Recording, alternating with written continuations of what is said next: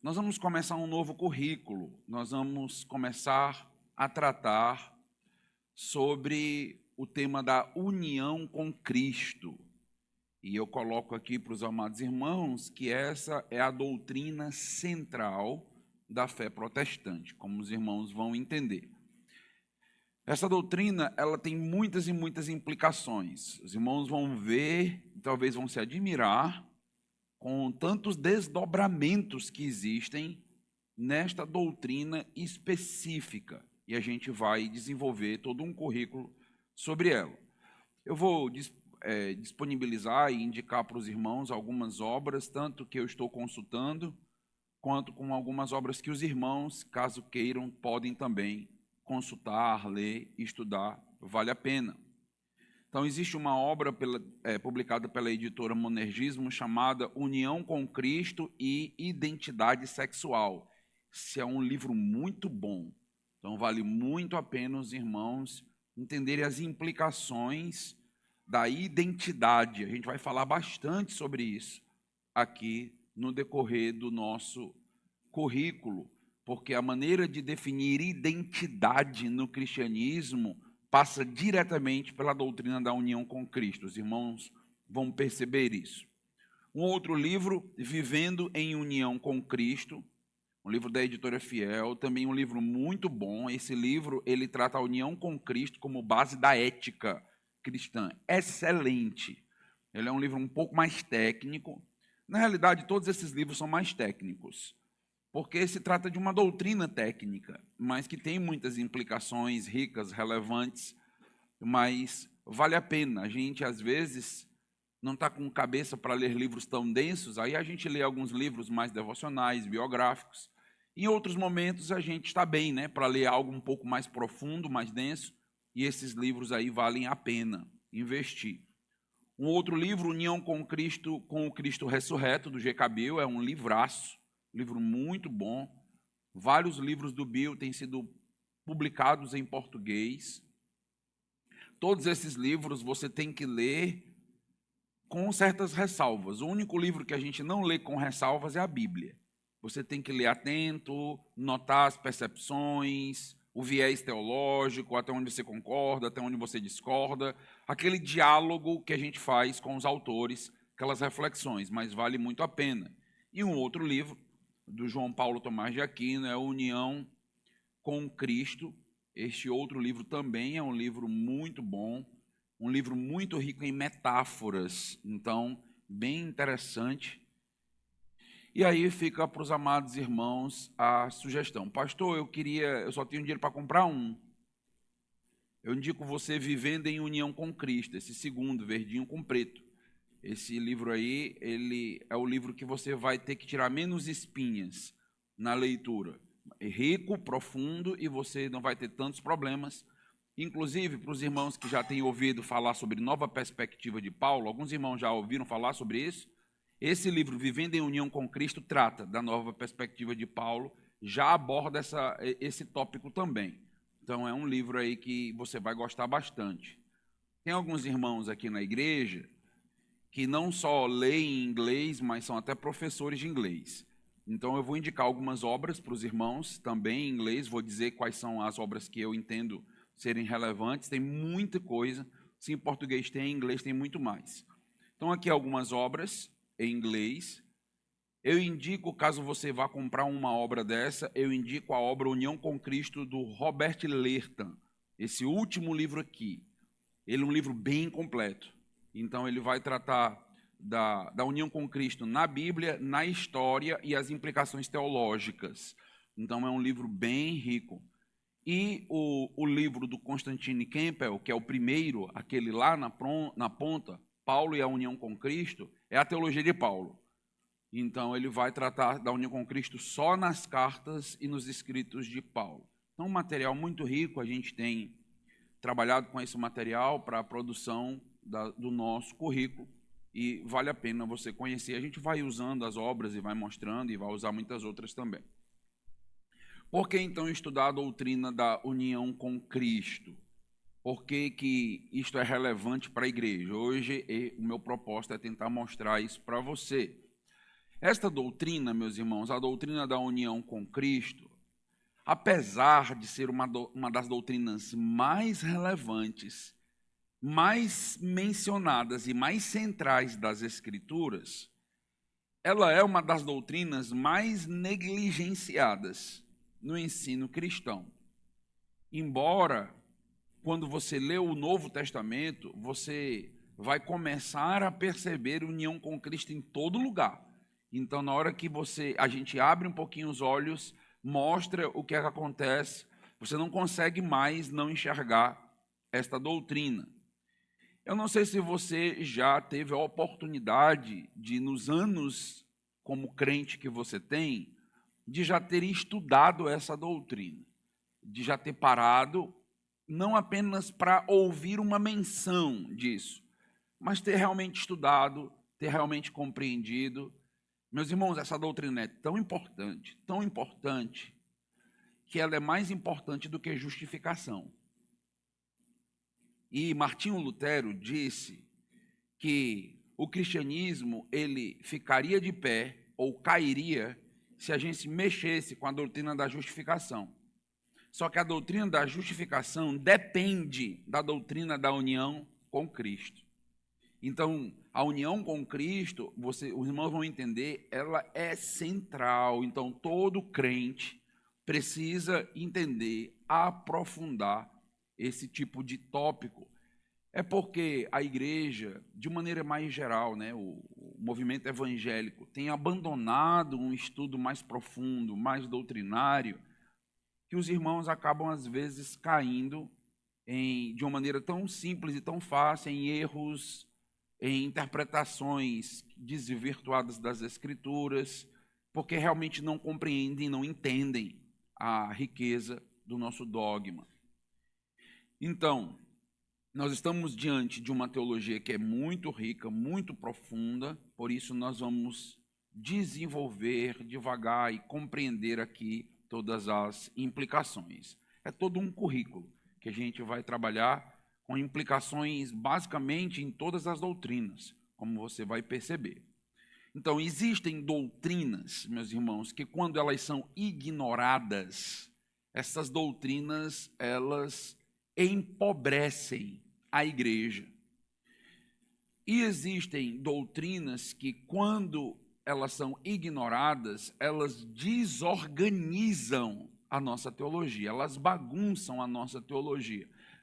É como se a nossa teologia ela passasse a ser um monte de peças de quebra-cabeça que a gente tenta montar, mas está faltando alguma coisa, está faltando alguma liga, as coisas não se encaixam completamente.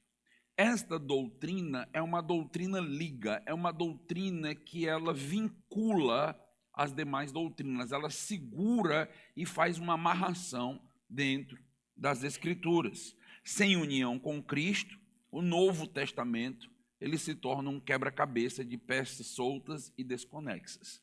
Então, nós começamos a ler ali de uma maneira, como nós mencionamos na teologia, né? Com uma leitura pixelada, uma leitura solta, uma leitura sem, então, uma metanarrativa, uma construção, uma densidade. A gente acaba se perdendo, há um monte de versículos soltos. Então, vamos ver aqui alguns versículos. Efésios, capítulo 1, versículo de número 3. Abra aí em Efésios, irmãos. Abra aí a carta de Paulo aos Efésios.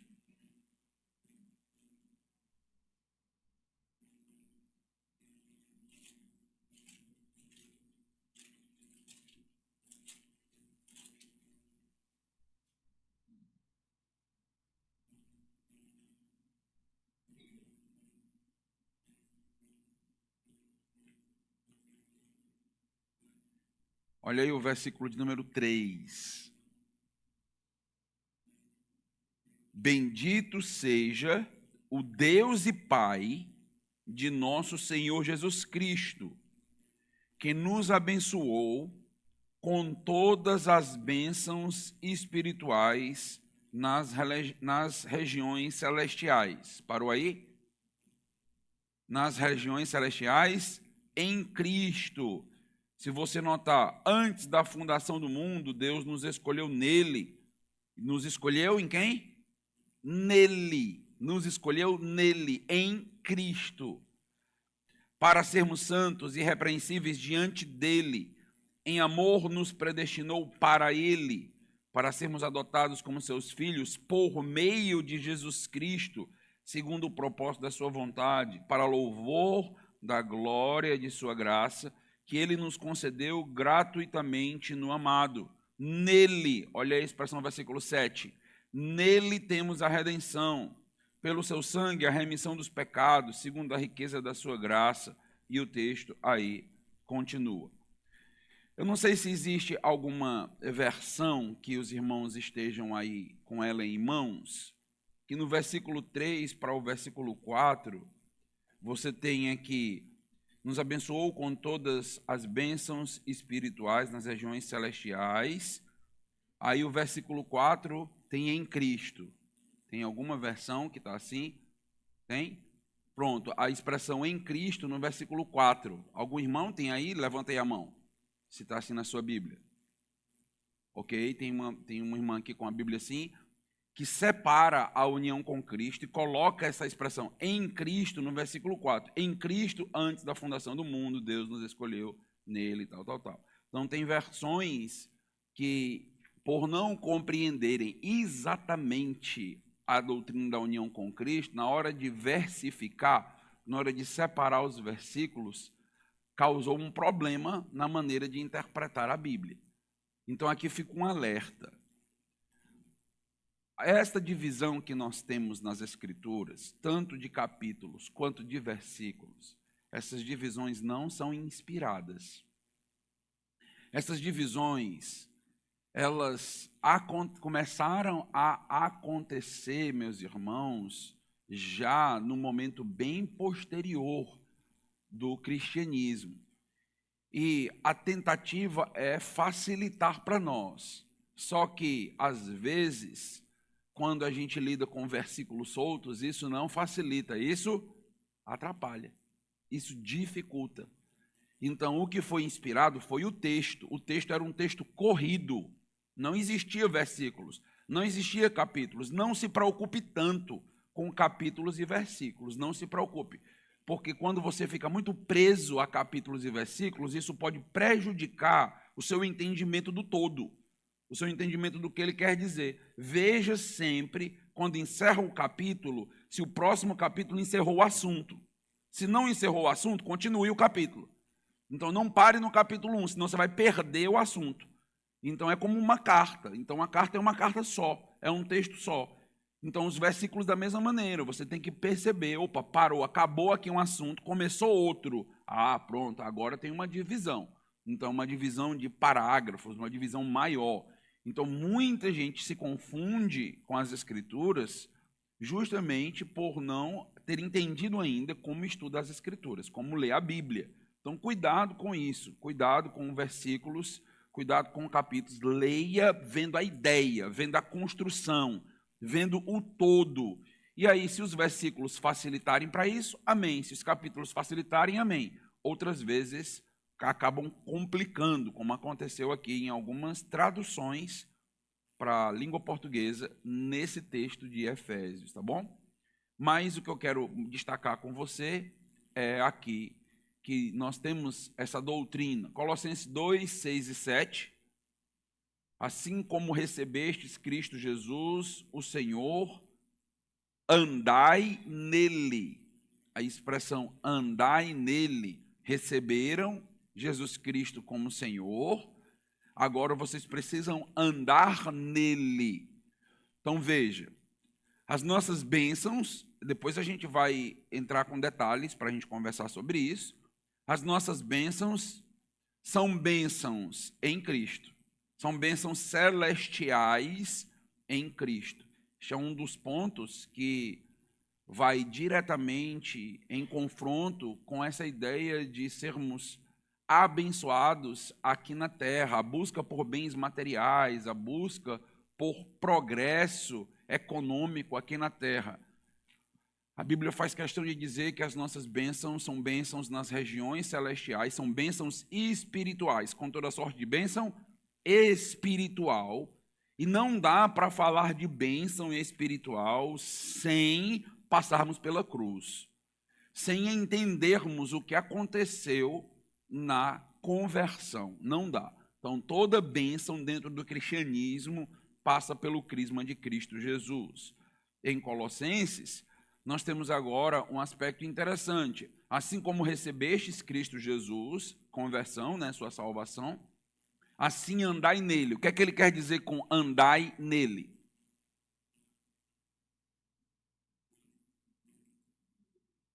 Ética. Ética. A base da ética é em Cristo. Então, andar nele. Então, a ideia de andar nele, aqui de uma maneira figurada, né? A construção é ande nos ensinamentos dele. Viva exatamente como ele deseja que você viva. Então, nós não baseamos a nossa vida pela nossa vontade, pelos nossos desejos, pelos nossos instintos, por aquilo que pensamos ou sentimos. Nós vivemos nele. Nós vivemos baseado em Cristo Jesus. Então, essa é a base de toda a ética cristã. Então, eu quero falar de ética cristã, então eu falo de uma vida que deve ser vivida em Cristo para que agrade e glorifique a Deus. O Novo Testamento, meus irmãos, está saturado com esta linguagem de localização espiritual. Estamos em Cristo, estamos nele, estamos com ele. E essa linguagem que pode passar despercebida por nós na nossa leitura, ou pode parecer irrelevante, ela é, meus irmãos, de suma importância. Não é um detalhe, não é por acaso, é o centro da doutrina. Então, os irmãos devem lembrar de Romanos 6, 23, que diz que o salário do pecado é a morte, mas o dom gratuito de Deus é a vida eterna. Terminou aí? Em Cristo Jesus. Olha o em aparecendo aqui, em Cristo. A gente poderia simplesmente dizer, para que esse em Cristo Jesus? Bastava contrastar a morte eterna com vida eterna. O salário do pecado é a morte e o dom gratuito de Deus é a vida eterna. Ponto. Não. É a vida eterna em Cristo Jesus. Por quê? Porque não dá para se falar de vida eterna sem Cristo Jesus. Não dá para falar de céu sem Cristo Jesus. O que é o céu? O céu é Jesus para nós. O céu é o relacionamento com Cristo. Isto é o céu para nós. Então, o céu, meus irmãos, não é um local onde a gente meramente vai descansar das nossas fadigas daqui. É fato, mas isso é periférico. Isso é secundário. O céu não é o local onde a gente vai reencontrar as pessoas que nós amamos. Isso é fato, mas também é secundário. O céu é Jesus. O céu é Cristo. Vida eterna é Cristo. É em Cristo.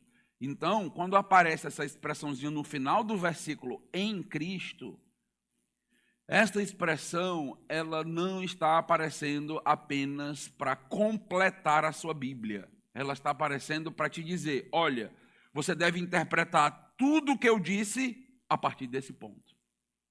É este ponto que interpreta o que eu acabei de dizer. Ou seja, bênçãos celestiais em Cristo. Ele é a lente, esse é o foco. Quando você vai, ética cristã, dever moral, dentro da Bíblia e cristianismo, em Cristo, é nele. É Cristo que reinterpreta a ética, é Cristo que reinterpreta as bênçãos celestiais, é Cristo que interpreta a vida eterna, é Cristo que interpreta tudo o que nós temos. Então, nesse sentido, a doutrina da união com Cristo toca tudo, toca tudo. Quando você estiver lendo sua Bíblia a partir de agora, você vai exercitar muito isso no decorrer desse currículo. Todas as vezes que aparecer nele, com ele, em Cristo, você tem que marcar sua Bíblia com 3 canetas de cores diferentes. E você deve ir lá e marcar. Opa! E você vai perceber que determinadas passagens das Escrituras você vai marcar muitas vezes. Você vai olhar e vai dizer, como num parágrafo tem 10 vezes isso. E às vezes eu escuto uma pregação naquele parágrafo e o autor não fala sobre isso. Quem está pregando não segue o autor. O autor está trazendo toda a ênfase cristológica. Aí eu pego daquele texto, tiro lições bem práticas, tiro aplicações bem práticas para a vida e eu retiro do texto a ideia de Cristo. Se você ler, faz esse exercício durante a semana, Efésios 1, marcando isso que eu estou te dizendo. Colossenses 1, marcando o que eu estou te dizendo. Romanos nem se fala, depois a gente vai conversar sobre isso. Romanos é repleto disso. Você vai começar a ter uma nova leitura das Escrituras. Você vai começar a perceber algumas coisas que, por mais que você tenha alguns anos de crente, talvez você ainda não tenha refinado este ponto, que é de suma importância. Sem a doutrina da união com Cristo, esses textos, Efésios, Colossenses, eles viram textos apenas jargões. Eles não têm peso teológico, eles não viram realidade teológica. E o risco é que a igreja comece a falar de tudo sem Cristo. O risco é termos um currículo inteiro sobre ética na igreja, a partir de algum bom livro de algum autor, mas que não seja uma ética cristológica. O risco é começarmos a falar sobre emoções na igreja, sem que a gente entenda que o filtro, a lente para entender afetos, a teologia dos afetos, que Jonathan Edwards trabalha bastante, né? Escreveu o livro Afeições Religiosas, está tudo voltado e fincado em Cristo Jesus. A gente vai trabalhar esses aspectos. Inclusive, eu vou mostrar para os irmãos como, por não perceber algumas coisas e por não dominar esta doutrina específica, a gente está começando a usar lentes e categorias na igreja que não são categorias teológicas para explicar o homem, para explicar a identidade, para explicar comportamentos. A gente está tirando da filosofia, da sociologia, da psicologia, muita coisa, trazendo para a gente começar a tentar explicar a identidade das pessoas, explicar o agir do ser humano, sem entender que isso está esvaziado teologicamente falando. Então, a abordagem que a gente deve fazer é uma abordagem realmente bíblica, teológica. À medida que eu desenvolver o currículo, os irmãos vão entender, vão compreender melhor o que eu estou dizendo. Quem não entende a união com Cristo, lê o Novo Testamento em preto e branco. Quem entende, passa agora a perceber cores, passa a perceber intenção autoral, teologia do autor, passa a perceber que nada na nossa vida faz sentido sem tratar e falar de Jesus Cristo. Então, sem união com Cristo, a salvação se torna uma lista de etapas desconexas. Quando a gente fala da salvação, nós normalmente falamos de um processo na salvação. Existem muitos elementos na salvação. Então, existem inclusive elementos passados, elementos no presente, elementos no futuro. Tudo isso é salvação. Ah, pastor, eu pensei que salvação não tinha esses elementos, mas tem. Para pensar, por exemplo, a eleição. Deus eleger algumas pessoas. Isso aconteceu no passado, acontece no presente ou vai acontecer no futuro? Eleição. Passado. Ele nos elegeu nele, nele quem? Em Cristo, antes da fundação do mundo. Passado. Santificação. Santificação é um elemento da nossa salvação. Santificação acontece no passado, onde em Cristo nós somos posicionados como santos, mas há um processo na nossa vida que a gente chama de santificação progressiva ou santificação continuada, que envolve uma responsabilidade de cada um de nós. Isso acontece no presente. E a glorificação? Passado, presente ou futuro? No futuro. Só que eleição, santificação e glorificação, tudo isso é salvação. Então a Bíblia trata como salvação. Por isso que Filipenses, ele vai dizer assim, ó, desenvolvei a vossa salvação. Como é que é desenvolver a nossa salvação? Se Jesus Cristo já me salvou, qual é o sentido de desenvolver a minha salvação? Por que ele está falando disso? Porque agora ele está falando de um elemento quando ele chama de salvação, a tua santificação. Salvação é o guarda-chuva todo. Dentro do guarda-chuva existem elementos. Então, existe o elemento da eleição, eu estou só citando alguns, tem muitos. Existe esse elemento desenvolvendo essa salvação, é o elemento da santificação, e nós fomos libertos da ira, mas seremos libertos da ira, essa é uma linguagem de Paulo. Então, somos salvos, estamos sendo salvos e seremos salvos na etapa final, em tudo. Então, é um processo, esse aspecto aqui específico. Então, salvação, então, lida com todos esses elementos. E quem unifica tudo isso é a doutrina da união com Cristo. Depois eu vou mostrar isso para vocês, como isso é rico. Então, eu tenho justificação, regeneração, adoção, santificação. Todos esses elementos aqui são elementos do que a gente chama de salvação. Então, nós fomos justificados, nós fomos regenerados, nós fomos adotados, então, fomos e estamos sendo santificados, todos esses processos. Então, o que é que une todas essas doutrinas? Qual é o elemento unificador da salvação, da soteriologia? Então, soteriologia é o estudo da salvação. Então, qual é o elemento unificador? O elemento unificador é a doutrina da união com Cristo. Depois eu vou mostrar mais alguns textos, mas tem um texto bem interessante, que é o texto de 1 Coríntios, capítulo 1, versículo 30. 1 Coríntios, capítulo 1, versículo 30, diz assim, ó: mas vós sois dele. O que é que aparece? Em Cristo Jesus, o qual se nos tornou da parte de Deus sabedoria, justiça, santificação, redenção. Então, perceba o que esse texto está nos dizendo.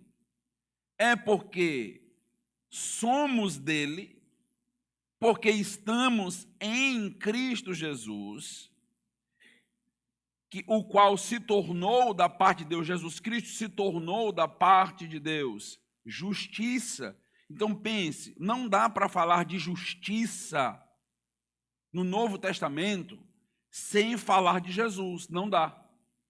Tanto porque Romanos nos diz que ele é o justo e o justificador. Toda justiça está em Jesus Cristo. E aí tem algo interessante em Romanos. O quê? Em Romanos só tem um justo, Deus. E todos os demais são o quê? Não há um justo, nenhum sequer.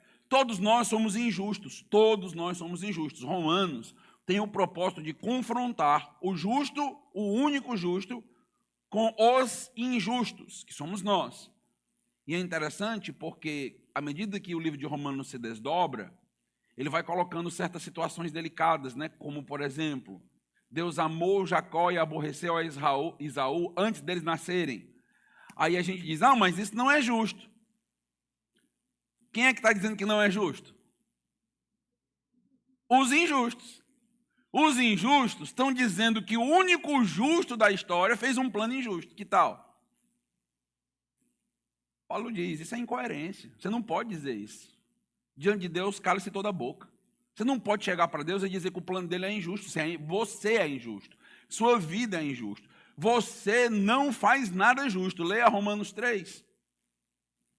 Nada do que você faz. E Paulo faz lá a anatomia da injustiça, né? Ele vai descrevendo a língua, a boca, os pés, os braços. Ele diz, tudo em você é injusto. Aí tu olha para o plano de Deus e diz que o plano de Deus é injusto, o único. Aí Paulo diz algo espetacular em Romanos 3. Diz, se Deus é injusto e o plano dele é injusto, não tem salvação para você. Não tem esperança. Porque você não vai se salvar com a tua injustiça. E se o único que podia te dar justiça é injusto, o que acontece? Só sobrou condenação para todo mundo. Acabou-se. Quando você diz que Deus é injusto, você está militando contra a tua própria salvação. Por isso que Paulo diz, olha, você pode dizer muitas coisas, menos que Deus é injusto. Você pode dizer que não entende. Você pode dizer que não compreende. Você pode dizer, rapaz, na minha cabecinha pequenininha, finita, limitada, não faz sentido. Ah, pode falar. Mas nunca diga que Deus é injusto. Porque na hora que você diz isso, você acabou de eliminar a única esperança do cristianismo. A esperança está em sermos justificados. E a justificação é receber a justiça que vem de Jesus. Lembra que a gente usa a expressão imputação da justiça? A justiça de Jesus é imputada sobre nós, porque ele é o único justo. De onde nós vamos tirar a justiça, se não for de Jesus nos concedendo? E como ele concede isso? Através da união com Cristo. É quando nós estamos em Cristo que nós usufruímos da justiça dele. É em Cristo que nós usufruímos da santidade dele. Nós só podemos dizer que somos santos não porque fizemos boas obras, fizemos um milagre, fomos beatificados, fomos reconhecidos como santos por alguma instituição. Não, não importa o que você faça. Deus pode permitir que você realize um grande milagre. Um milagre reconhecido por todos. Mas não é isso que faz de você um santo. O que faz de você um santo é a santidade complete. De Jesus. De Jesus. É a santidade dele que faz com que eu possa ser chamado e reconhecido como um santo. Ponto. Pronto. Por isso que Lutero gostava de dizer, ao mesmo tempo, justo e pecador. Ao mesmo tempo, santo e pecador. Porque nós somos pecadores, mas por causa da justiça de Jesus Cristo, somos justificados. Por causa da santidade de Jesus, somos santos. E o texto que fala sobre redenção, libertação. Finalmente fomos livres ou libertos do jugo da escravidão do pecado. Romanos 6 é espetacular sobre isso. A nossa libertação de um senhor tirano que nos prendia e fazia com que andássemos e trilhássemos percursos contrários a Deus. Fomos libertos agora para viver debaixo de um outro Senhor que nos adotou como filhos. Ele é o nosso Senhor, mas ao mesmo tempo é nosso Pai. Nele nós unimos afetividade, ternura e autoridade ao mesmo tempo. E é a figura realmente de um pai. Então, tudo isso se explica em Cristo Jesus. Se explica nessa doutrina que a gente chama de união com Cristo. Cristo não apenas nos dá a redenção, ele não apenas nos liberta, ele não apenas nos dá a adoção, ele se torna essas coisas para nós e por nós. Este é o ponto da união com Cristo. Sem união, a salvação vira um conjunto de benefícios. Com união, a salvação é um relacionamento. Então, com a união com Cristo, a ideia não é meramente que Jesus está lá, eu estou aqui, e Jesus foi e jogou sobre mim como se fosse um gás a justiça. Eu vou encher ele de gás de justiça. Não é isso. Então, a justificação tem a ver com Jesus aqui e eu nele. É isso. Lembra de Gálatas 2:20? Lembra o que diz esse texto? Alguém sabe esse texto? Abra aí.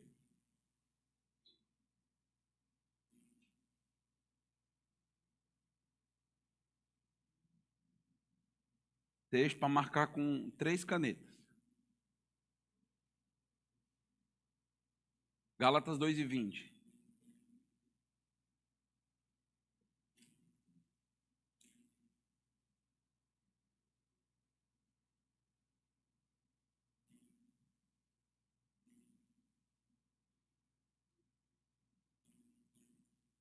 Agora, pois, não vivo mais eu, mas Cristo vive em mim. Como assim? Já parou para pensar nisso? Ou só decorou o versículo? Como assim? O que é que isso quer dizer? Já não vivo mais eu, mas Cristo vive em mim. O que é isso? Isso aqui, esse versículozinho aqui, ele é de uma extrema riqueza. Isso tem a ver com se identificar com a morte de Jesus, já não vivo mais eu, o meu eu morreu. E agora, Cristo vive em mim. Há uma união, acontece algo sobrenatural. Essa união é chamada de união mística. É uma união espiritual e transcende o nosso entendimento e compreensão.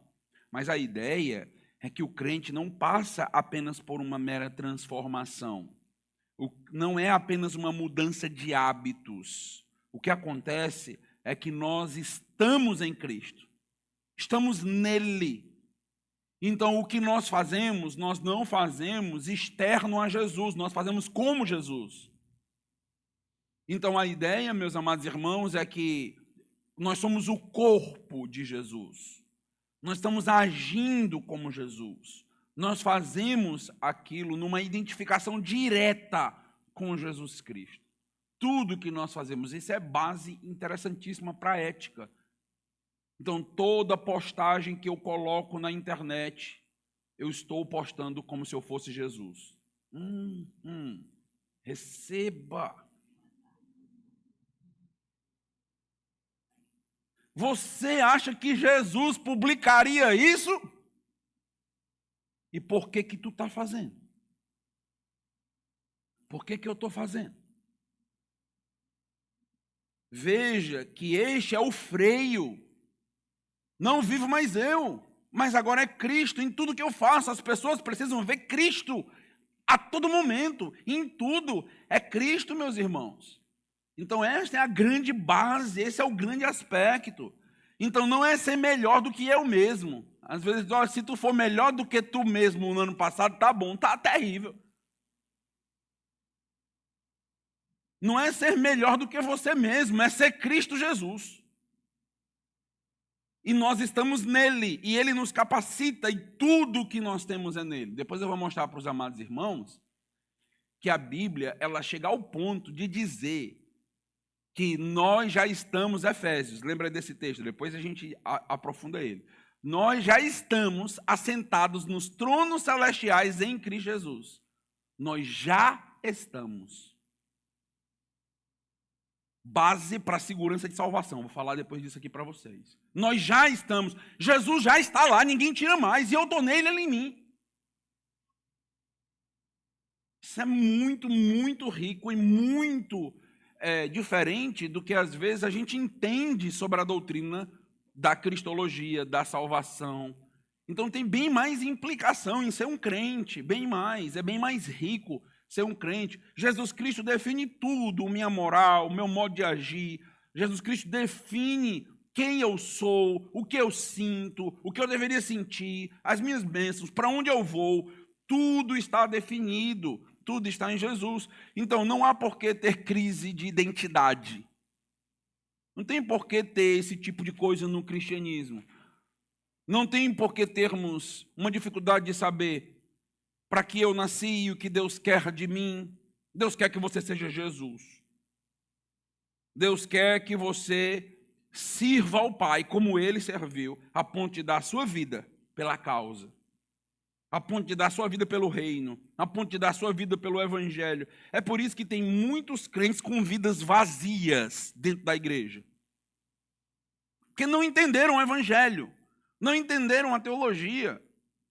Estão tentando se reformular, estão tentando se mudar, estão tentando, pouco a pouco, mudar hábitos, que é uma responsabilidade nossa, uma responsabilidade da santificação, buscarmos sermos cada vez mais a imagem de Cristo Jesus na terra. É uma responsabilidade. Mas, no final das contas, não é isto que nos define. O que nos define é quem nós somos em Jesus Cristo. Então, a gente precisa entender aqui esta base da união. Sem união com Cristo, a vida cristã se torna mero moralismo. João 15:5. Sem mim, nada podeis fazer. Sem mim, nada podeis fazer. Não depende da minha capacidade, da minha habilidade, não depende da minha oratória, não depende da minha didática, depende de Jesus. Depende de Jesus. Os irmãos já viram quantas pessoas foram usadas por Deus nas Escrituras e que nós não contrataríamos para a nossa empresa? Talvez você não contrataria alguns que Jesus Cristo usou. Talvez você não quisesse alguém sendo um mero boiadeiro para ser o teu profeta. E Deus foi lá, chamou pescadores, chamou boiadeiros, chamou pessoas que, aos nossos olhos, meus irmãos, seria uma lástima. O que foi que aconteceu? Pedro pegou 3.000 conversões no mesmo dia. Não foi Paulo não que pregou, não. Porque Paulo, ele tinha um altíssimo nível. Não foi Lucas não que pregou, não. Foi Pedro. Para evidenciar que o poder vem de Deus. Sem Cristo nada podemos fazer. E isto, meus irmãos, nos coloca no nosso devido lugar. Ai, mas eu fiz isso, olha o que foi que eu fiz. Tu não fez? Complete. Nada. Aliás, só fez besteira. Pecou. O que a gente sabe fazer, e a gente faz bem, é pecar. Mas quem realiza essa obra espiritual, a edificação do reino, meus irmãos, isso é Deus. É por isso que a gente se alegra quando a gente vê uma igreja viva, quando a gente vê uma igreja edificada, uma igreja crescendo. Por quê? Porque isso é obra não das mãos de um líder, de alguns líderes, de um projeto, de um planejamento. Isso é as mãos de Deus, porque sem Deus nada podemos fazer. Sem Deus é tudo vazio. Sem Deus, todo o ensinamento que eu trago para os irmãos, bate e volta, não fica nada. Não decanta, não cresce, não gera edificação. Paulo disse isso. Vamos para ver Paulo dizendo isso. Vamos ver em 2 Coríntios. 2 Coríntios capítulo 3.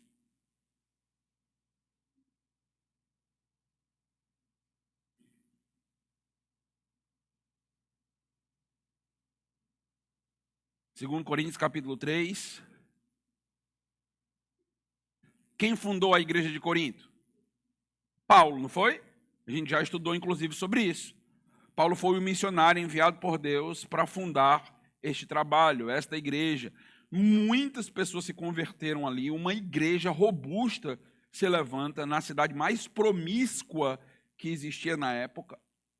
E Paulo vai dizer algo espetacular para você marcar aí com a sua caneta. Se não trouxe a caneta de 3 cores, tem que trazer, viu? Aí, ó, olha o que ele diz no versículo 4, olha aí, ó.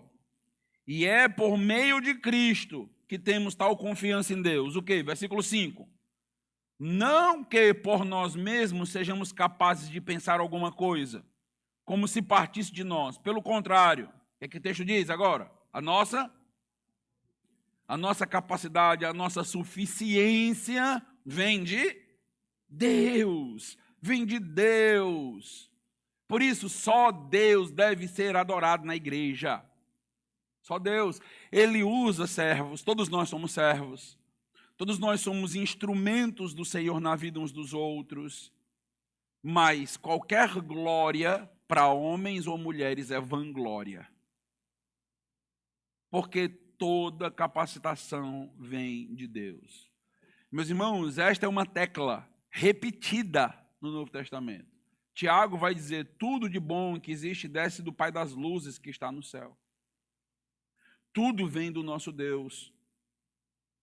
Gálatas 2:20, a gente viu, Cristo vive em mim. Isso é algo que deveria tirar o nosso sono. Pensar, tentar entender isso aqui de uma maneira mais profunda. Então, sem união com Cristo, o que vai sobrar é tentar. Tente mais, tente mais, tente mais. Esforce-se. Seja melhor. Que, meus irmãos, é o discurso basicamente de todas as religiões. Tente, se esforce e busque, seja melhor. E que, infelizmente, acaba sendo, às vezes, a própria linguagem de algumas igrejas evangélicas nos nossos dias. com a união com Cristo? Viva a partir de Cristo Jesus. Viva a partir dos benefícios de estar em Cristo, a partir das implicações de estar nele. Onde não há união, nasce o moralismo. Onde não há um entendimento da teologia, nasce o legalismo, para compensar a ética. Então, uma ética que não é pautada nas Escrituras, ela precisa criar regras, um monte delas, um monte. Isso vai se multiplicando. Não é que a regra por si só ela é ruim e deve ser evitada a todo custo. Nós precisamos de regras para que a gente eduque as pessoas. Essa é uma outra história. Mas um cristianismo baseado em regras elimina a graça, elimina a cruz, elimina o que Jesus Cristo fez por nós. Você não vai ser melhor simplesmente porque você segue regras. Você já é perfeito em Cristo Jesus. Cristo Jesus já realizou a obra em nós, já fez o que nós não poderíamos fazer. Isso não traz para o nosso coração relaxamento, no sentido, então já que foi tudo feito, então vou relaxar completamente, não preciso ter nenhuma responsabilidade, porque isso não é a Bíblia. A Bíblia diz, sim, descanse naquilo que Cristo fez, descanse nisso, não deixe ninguém tirar a sua paz. É isso mesmo. Por outro lado, você precisa caminhar vivendo de acordo com quem você é, de acordo com essa sua nova identidade. Então, seu comportamento, seus pensamentos, suas emoções precisam ser condizentes com quem você é. Não é por acaso, meus irmãos, que a conversão ela é descrita como regeneração. Regeneração é nascer de novo, gerar, regenerar. Então, o nascer de novo é, a partir de agora, nós somos uma nova criatura. Lembra de 2 Coríntios 5,17 que diz? E assim, se alguém está em Cristo, qual o nome dessa doutrina? União com Cristo. Se alguém está em Cristo, é nova criatura. As coisas antigas já passaram, eis que se fizeram novas. Se estamos em Cristo, na nossa vida, pode ser que ainda tenhamos que lidar com as coisas velhas deste mundo, mas nós somos novos. A nossa crise não é porque nós somos velhos dentro do mundo velho. A nossa crise é porque somos novos, lutando com um mundo que ainda está gritando, esperando pela libertação final. Então, nesse sentido, meus irmãos, a união com Cristo, a partir dela nasce a transformação e um descanso responsável. Então, começamos a nos tranquilizar, porque nós não dependemos da nossa nota do final do ano para passar de ano. Se você for bem comportado, vai ganhar uma bicicleta.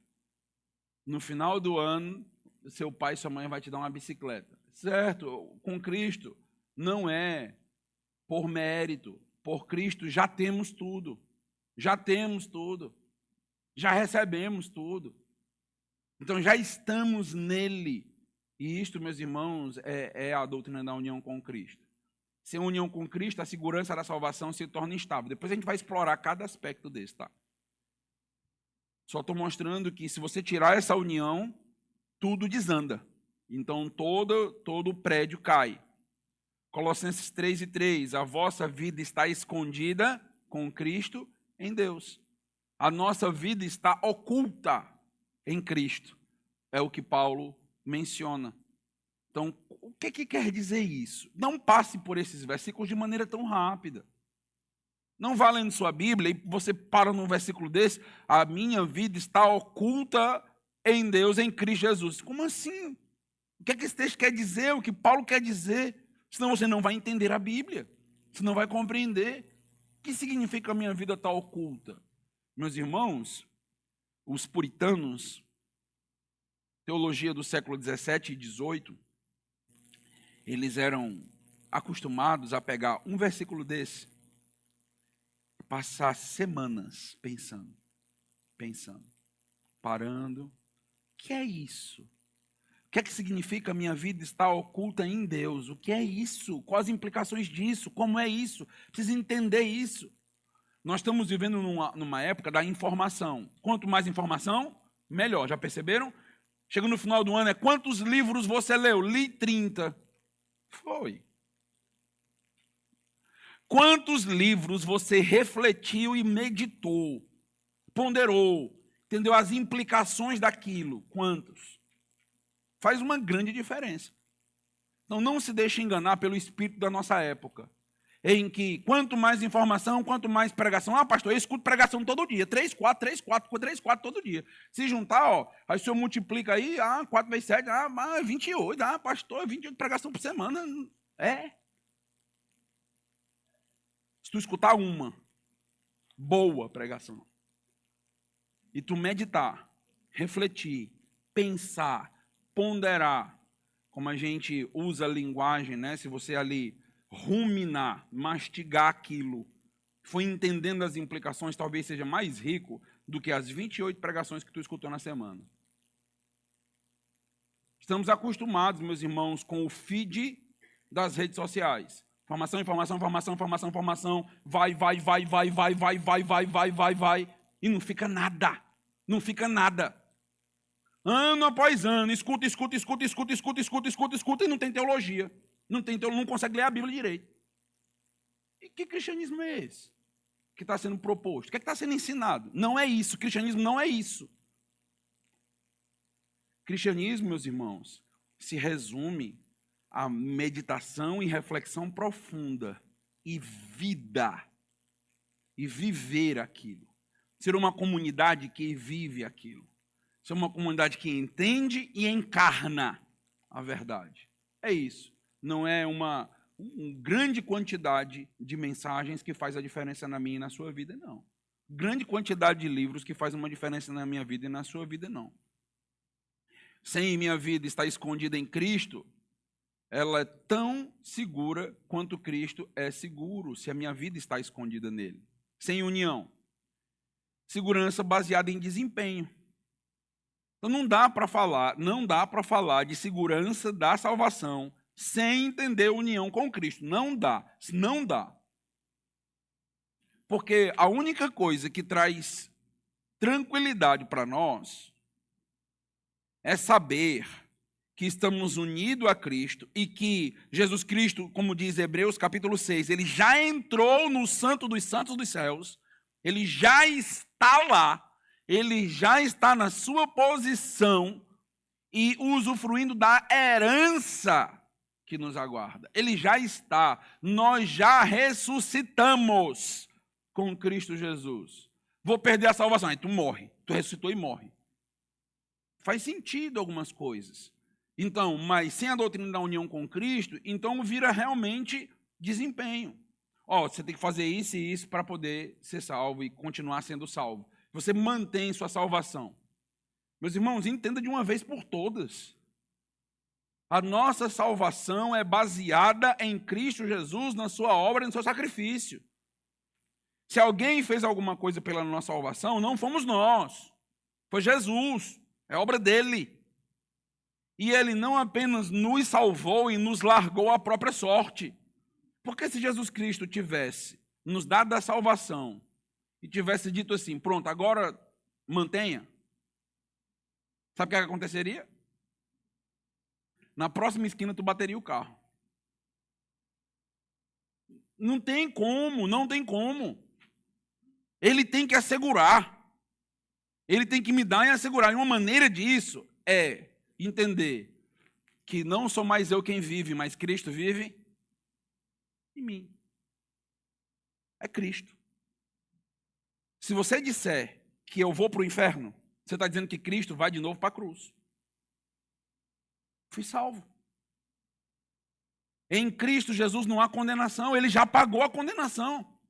Se o texto diz que a minha vida está oculta nele e ele já pagou tudo, Jesus Cristo vai para a cruz 2 vezes?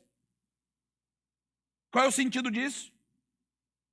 Então a doutrina da perda da salvação, ela se perde, ela se dilui, ela se esvai completamente na doutrina da união com Cristo. Então é a doutrina da união com Cristo que dá quase um checkmate nesse tipo de percepção.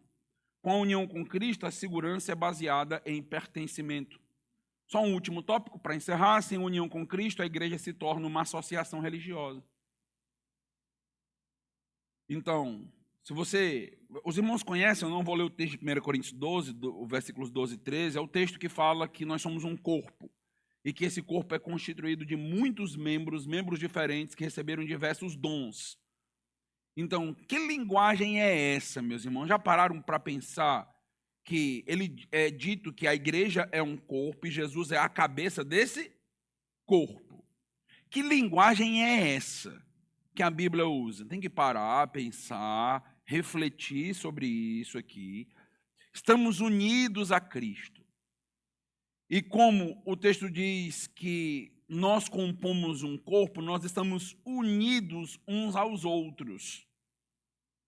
Então, o que acontece e deve acontecer entre o povo de Deus, a gente vai ter tempo para desenvolver isso bem mais profundo. Não é uma união obrigatória, cansativa. Não é algo assim, estamos unidos porque sabe como é, né? Tem que estar unidos junto. Sim, nós temos nossas dificuldades ainda, lutamos, mas está com o povo de Deus. Meus amados irmãos, está exatamente onde nós deveríamos estar. Porque você acha que faz sentido uma mão estar fora do corpo? Uma mão não sobrevive fora do corpo. Um dedo não sobrevive fora do corpo. Não faz sentido um órgão fora do corpo. A função dele é estar dentro do corpo e contribuir com o corpo. Então, nesse sentido, meus irmãos, nós estamos unidos não por opção, nós estamos unidos porque Cristo nos uniu e compôs um corpo. Então, a nossa união, ela não deve ser organizacional meramente, ela deve ser orgânica. Há uma grande diferença em ser organizacional e orgânica. Organizacional é mantida por uma organização, é mantida por um planejamento, por uma estratégia, por uma liderança. Orgânica tem a ver com quem nós somos. Tem a ver com que nós somos formados, nós somos um corpo, e essa é a linguagem. Sem união, a igreja se torna simplesmente um espaço para eventos. Sem a união com Cristo, a igreja passa a ser um espaço para serviço e ação social meramente. Mas, com a união, a igreja é um corpo. Muitas e muitas implicações disso aqui. A gente vai ver depois, eu vou trabalhar com vocês. Se você quiser entender e meditando durante a semana nas implicações, estude João 17. Estude a oração de Jesus. Veja o que é dito. Veja o que Jesus diz. Assim como eu sou um com o Pai, vocês são um comigo. Que é isso? Como é que Jesus pode comparar a nossa união com Ele à união da Trindade? Isso deveria deixar tu nem dormir. Tu lê um texto desse e diz, não posso mais dormir não. Espera aí, parou tudo aqui, parou. O que é isso que está sendo dito aqui? O que é isso? Meus irmãos, é muito grande o que nós estamos vendo, é muito belo o que nós estamos vendo. E é isto o que faz com que a eclesiologia faça sentido. Então eu falei de escatologia, soteriologia, cristologia, eclesiologia, tudo isso está sendo amarrado pela união com Cristo. Faz sentido a partir da união com Cristo. A martiologia, que é a doutrina do pecado, a antropologia, que é a identidade do homem. Tudo isso que a gente tratou aqui, a aula de hoje, eu tratei de todas as doutrinas. Eu falei de todas elas aqui, a partir de um centro, de um feixe, que é a união com Cristo. Então, ela toca todos os eixos, como a gente vai perceber, e a gente vai aprofundar. O próprio sentido do evangelho só faz sentido como um evangelho na união com Cristo, não se torna mero produto oferecido para as pessoas, produto de bem-estar, como a gente vê, produto psicoterápico para as pessoas, e não o verdadeiro conteúdo que é a essência do evangelho. Então, o que nós temos visto no meio evangélico? O meu povo perece porque falta conhecimento, ou desejo de conhecer, ou prazer em conhecer. sem o devido conhecimento, todo e qualquer evangelho criativo e que traga algum benefício para nós, será bem-vindo. Porque quem não tem nada, um pouquinho já ajuda. Mas quando você está cheio, o cálice está cheio, aí as suas análises são bem diferentes. Aí você para de aceitar um monte de loucura que existe no evangelho, um monte de promessa vazia e oca que está aí no evangelho, e exposições bíblicas que você para, olha, percebe e você diz, o que é isso?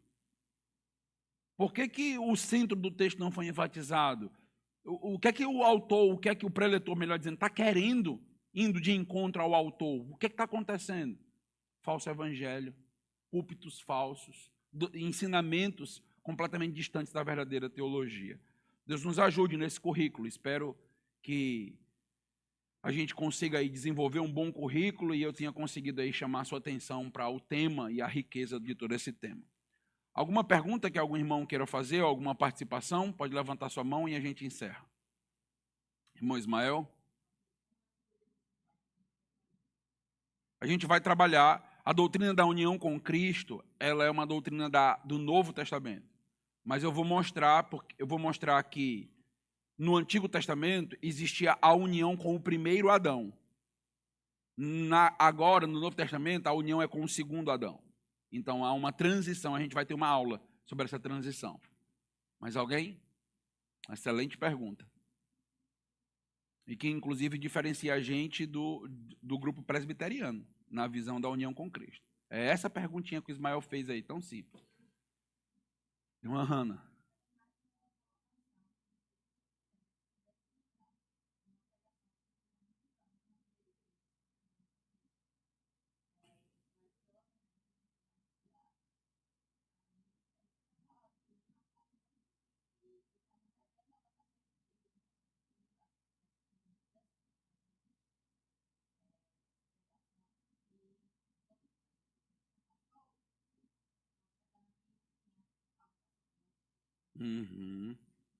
Maravilha. Então vamos orar, vamos ficar de pé, vamos orar, agradecendo por esse momento. Hoje à noite, se Deus permitir, às 18 horas, vamos estar reunidos para adorar o nosso Deus, nosso Salvador. E aí tenha um tempo, hoje à tarde, de descanso, de oração pelo culto, orando pelo grupo de louvor, dirigência, todos os irmãos que estão organizando, para que tenhamos um tempo bem animador, um tempo bem edificante hoje à noite, tá bom? Vamos orar. Deus amado, Deus Todo-Poderoso, a Tua graça nos basta, Senhor. A Tua graça é melhor do que a vida. Nos ensina, Senhor, a Te amar mais e melhor. Se apresenta para nós como a Bíblia Te apresenta.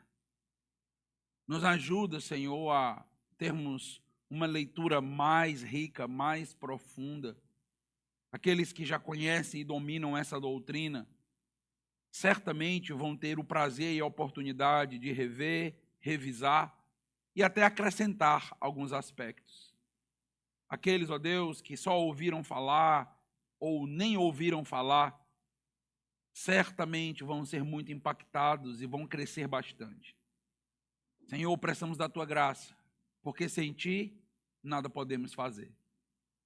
Abençoa, Senhor, nossa igreja, abençoa esse novo currículo, me dá saúde, sabedoria, sensatez e principalmente fidelidade à Tua palavra.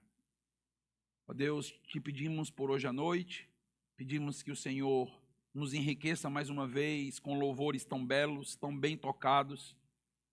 Também, Senhor, que possamos voltar dispostos a cantar, Te adorar, ter um momento de entrega ao Senhor, que a Tua palavra fale aos nossos corações, que o pastor possa ser usado na vida do Teu povo e na vida de todos os nossos convidados. Em nome de Jesus, amém.